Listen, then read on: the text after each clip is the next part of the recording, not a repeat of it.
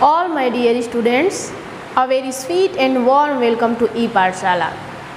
कैसे हैं आप सब? उम्मीद करती हूँ आप सब अच्छे से होंगे और घर पे होंगे, स्वस्थ होंगे, सुरक्षित होंगे और खूब मन लगाकर पढ़ाई कर रहे होंगे। आज की क्लास में हम पढ़ेंगे वर्ड्स प्रॉब्लम, जो कि एडिशन और सब्ट्रैक्शन पे बेस्ड होगा। तो आइए शुरू करते हैं। मैं पूजा राय अपने प्यारे प्यारे बच्चों के लिए आज के वीडियो में कुछ क्वेश्चंस लेके फिर से हाजिर हूँ और ये क्वेश्चंस जो होंगे वो वर्ड्स प्रॉब्लम होंगे, जो कि एडिशन और सब्ट्रैक्शन पे बेस्ड होंगे। तो आइए शुरू करते हैं और सीखते हैं कि एडिशन और सब्ट्रैक्शन पे बेस्ड वर्ड्स प्रॉब्लम को कैसे सॉल्व करते हैं। आइए देखते हैं। तो आइए हम देखते हैं क्वेश्चन नंबर 1। क्वेश्चन नंबर 1 को मैंने पूरा सॉल्व कर दिया है कि यहाँ कहाँ एडिशन करना है और कहाँ सब्ट्रैक्शन करना है।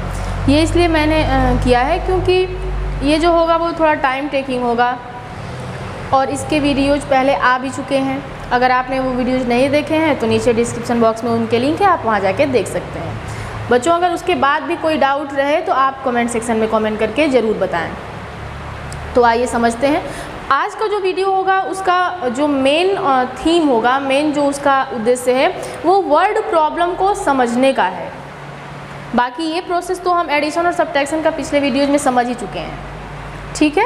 और अगर आप नए हैं इस चैनल पे तो चैनल को सब्सक्राइब करें ताकि आप आगे आने वाले वीडियोज़ भी देख पाएँ।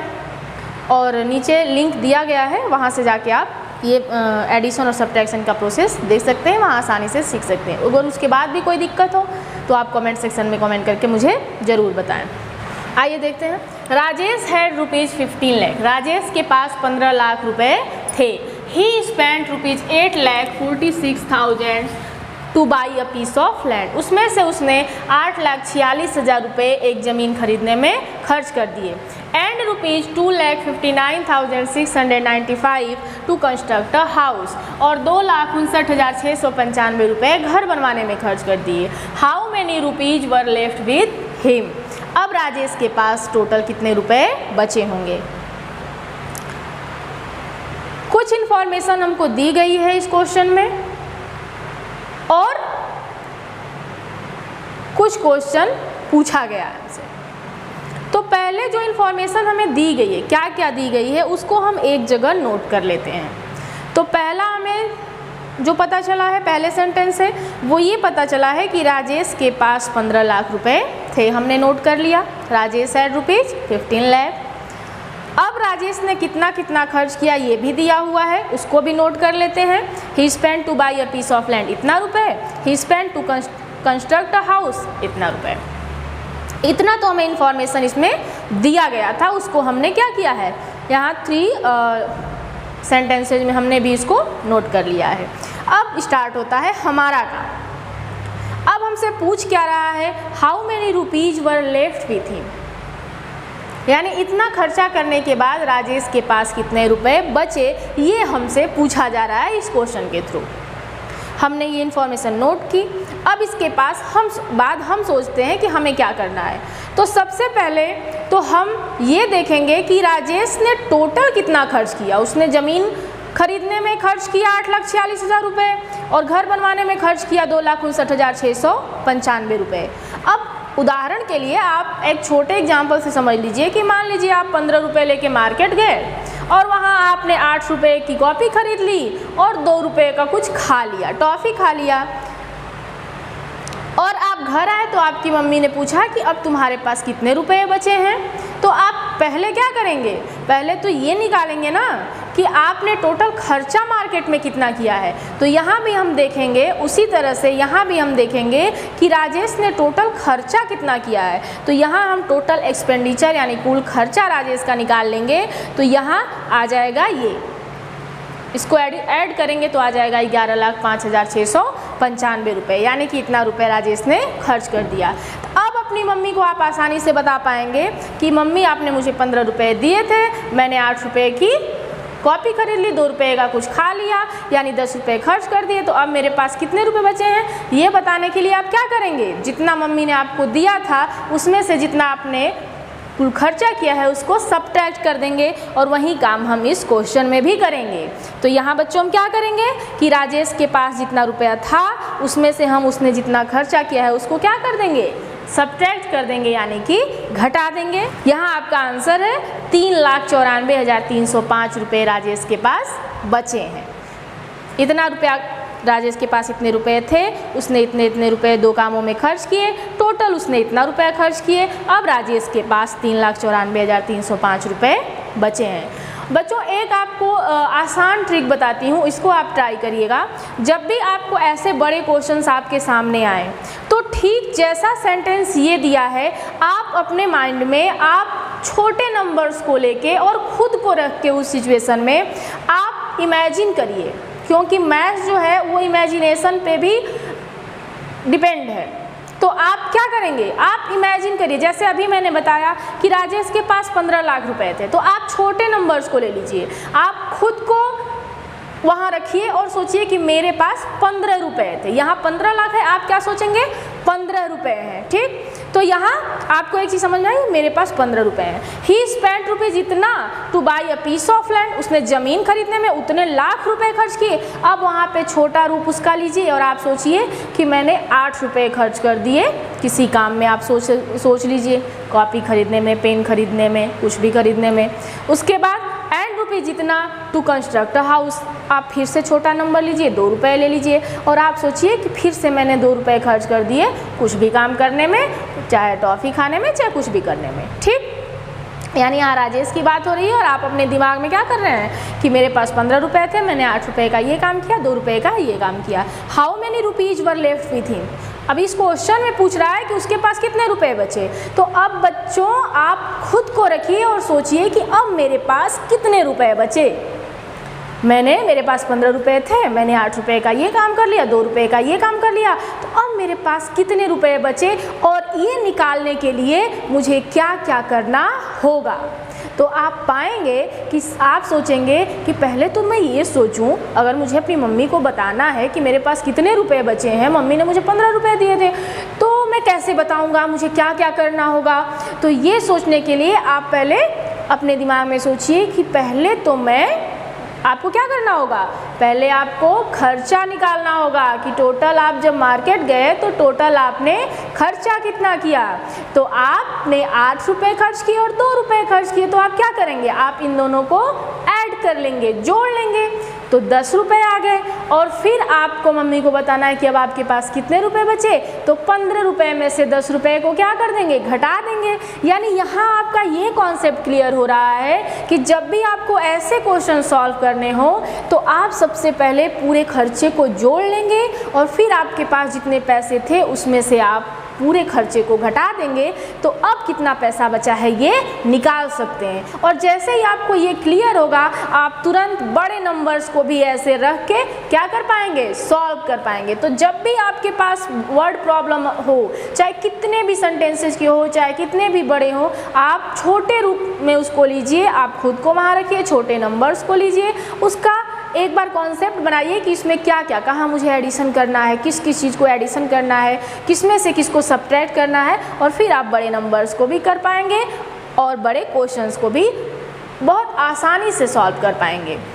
ठीक है, आप कोशिश करिएगा और अगर मेरा ये ट्रिक आपके काम आएगा तो कमेंट सेक्शन में कमेंट करके ज़रूर बताइएगा। देखते हैं, out of 2,78,472 students appeared for an examination, 2,18,659 students were passed.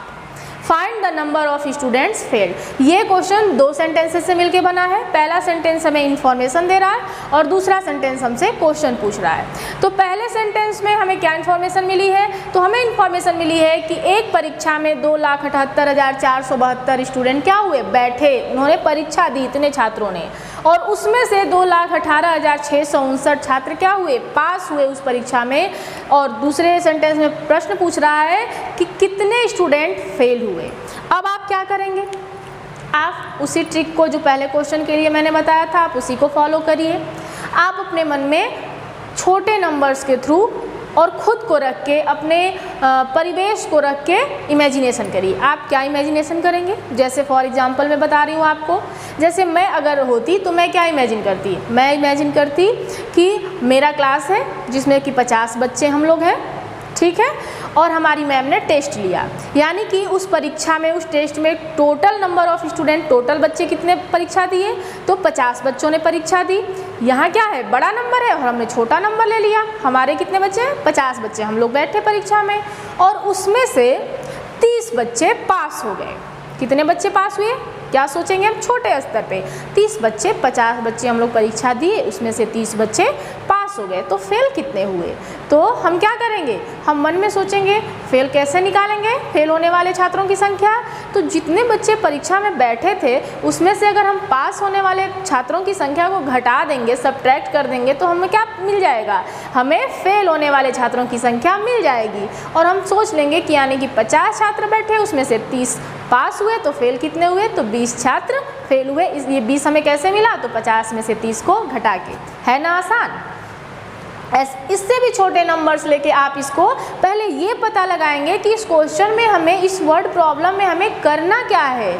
हम जोड़ के इसका आंसर निकालेंगे कि घटा के निकालेंगे, कि इस क्वेश्चन को सॉल्व करने में हमें जोड़ और घटाना दोनों का प्रयोग करना होगा, हमें क्या करना होगा। तो ये समझने के लिए आप छोटे स्तर पे इमेजिनेशन करके इसको पता लगा सकते हैं, बहुत आसानी से पता लगा सकते हैं।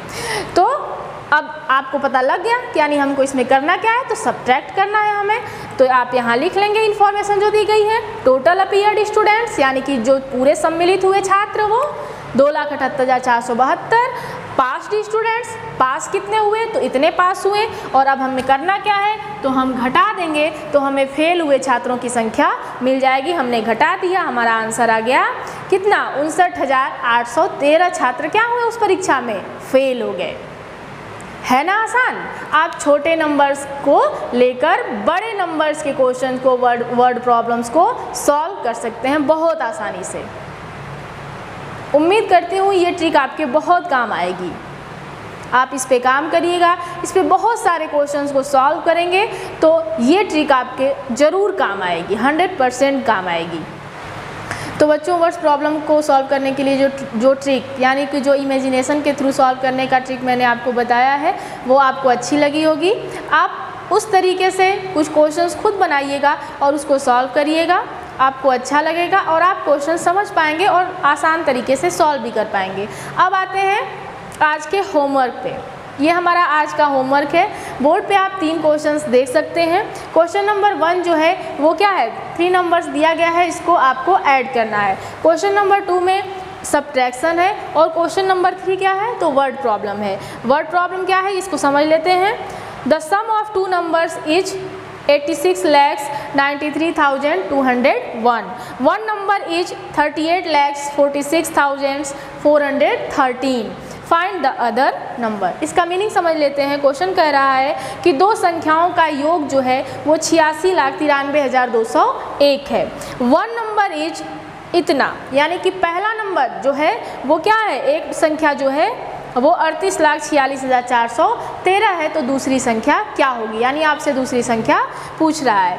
तो आप इसमें भी आप इमेजिनेशन के थ्रू इसको सॉल्व कर सकते हैं। छोटे नंबर्स को लीजिएगा, फिर आप उसको छोटे नंबर्स को रख के आप इस क्वेश्चन को पहले समझ लीजिएगा, फिर आपको कौन सा प्रोसेस क्या करना है, स्टेप बाय स्टेप आप इसको सॉल्व करने की कोशिश करिएगा। और इन दोनों क्वेश्चंस को कैसे सॉल्व करना है ये पिछले वीडियोज़ में आपने देख लिया है। अगर आपने अभी तक नहीं देखा है वो वीडियोज़, तो नीचे डिस्क्रिप्शन बॉक्स में उसका लिंक है, आप वहाँ जाके इन क्वेश्चंस को सॉल्व करने का जो प्रोसेस है, जो मेथड है, वो आप वहाँ से देख सकते हैं। आपको ये क्वेश्चन सॉल्व करने में आसानी होगी। तो कॉपी पेन उठाइए, इन तीनों क्वेश्चंस को सॉल्व करिए और इसका आंसर आप मुझे कहाँ देंगे? तो आप इसका आंसर मुझे कमेंट सेक्शन में कमेंट करके बताएंगे, ठीक है? अभी कॉपी पेन उठाइए और इन क्वेश्चंस को सॉल्व करना स्टार्ट करिए। और जो पेरेंट्स मेरे वीडियो को देख रहे हैं तो वो बच्चों को ये होमवर्क ज़रूर करवाएं और इसका आंसर कमेंट सेक्शन में कमेंट करके बताएं। मिलते हैं और अच्छे टॉपिक के साथ अगले वीडियोज़ में। तब तक के लिए धन्यवाद।